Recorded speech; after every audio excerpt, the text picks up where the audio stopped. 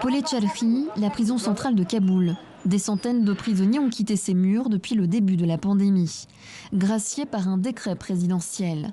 Objectif, désengorger les prisons surpeuplées, potentiel foyer du virus.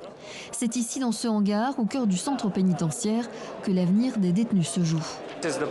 C'est ici que les dossiers des femmes détenues sont étudiés. Voici les membres du comité. Cette femme travaille à la Commission indépendante des droits de l'homme. Monsieur Amiri, ici, vient du bureau du procureur général.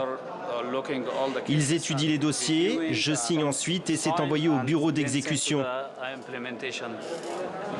Cette personne, par exemple, va être libérée. Les femmes libérées automatiquement sont celles inculpées pour des petits larcins, du trafic ou pour raison morale, pour avoir tenté de quitter leur mari par exemple.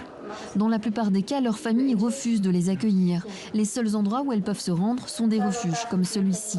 Pour des raisons de sécurité, on nous a demandé de ne pas préciser où il se trouve. Myriam est coupable d'avoir tenté de quitter son époux. Je n'étais pas heureuse avec mon mari.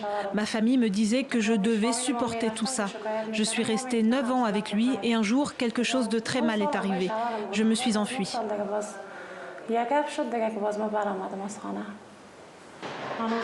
Et ensuite? Ensuite, j'ai été envoyée en prison. Pire, dans certains cas, ces femmes sont recherchées par leur famille. Elles sont alors en grand danger. Les familles de ces femmes ont honte.